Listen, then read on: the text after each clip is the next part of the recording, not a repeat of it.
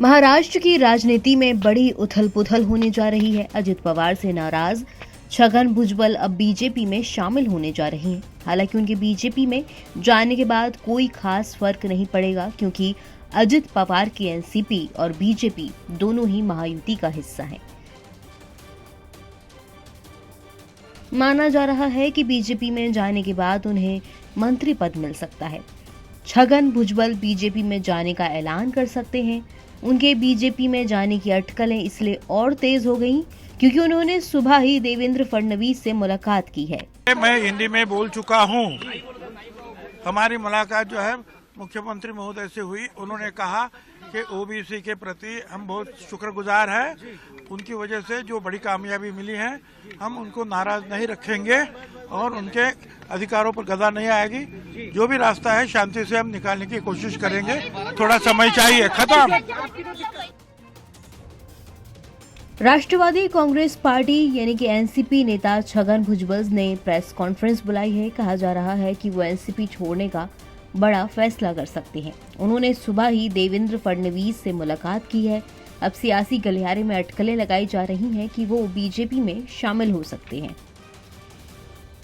छगन भुजबल को शरद पवार का करीबी माना जाता था। हालांकि शरद पवार से अलग होने के बाद वो अजित पवार के साथ आ गए। छगन भुजबल और अजित पवार के बीच दरार की खबरें आ रही थीं। हालांकि उन्हें यकीन था कि वो महाराष्ट्र में मंत्री बनेंगे, लेकिन अजित पवार की एनसीपी ने उन्हें मौका नहीं दिया, जिसके बाद उनकी नाराजगी बढ़ गई है। एनसीपी नेता ने कई मौकों पर खुलकर अजित पवार पर अपनी नाराजगी जताई।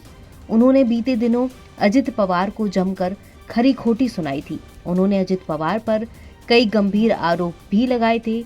बीते दिनों उन्होंने अपनी विधानसभा में बैठकें की और ऐलान किया कि वो अपने समर्थकों से चर्चा के बाद राजनीतिक फैसला लेंगे। वो अब खुलकर बगावत पर उतर आए हैं। रविवार को ही कई हिस्सों से ओबीसी संगठनों के प्रतिनिधियों ने छगन भुजबल से मुलाकात की। भुजबल नई महायुति सरकार में शामिल नहीं किए जाने से नाराज हैं। नासिक जिले के येवला निर्वाचन क्षेत्र का प्रतिनिधित्व करने वाले पूर्व एनसीपी मंत्री शनिवार को नागपुर में हुए राज्य विधानमंडल के शीतकालीन सत्र में शामिल नहीं हुए थे। वो सत्र के पहले दिन नासिक के लिए रवाना हो गए थे। महायुति के 39 विधायकों ने मंत्री पद की शपथ ली है। भुजबल ने कहा कि राज्य के कई हिस्सों से ओबीसी नेताओं ने मुंबई में एक बैठक की और फिर शहर में उनसे मुलाकात की। सीनियर एनसीपी नेता ने कहा कि उन्होंने यानी कि ओबीसी नेताओं ने मुझे मंत्रिमंडल से बाहर किए जाने पर आश्चर्य जताया और कहा कि मैं जो भी रुख अपनाऊंगा उसका वो समर्थन करेंगे। एनबीटी ऑनलाइन की रिपोर्ट।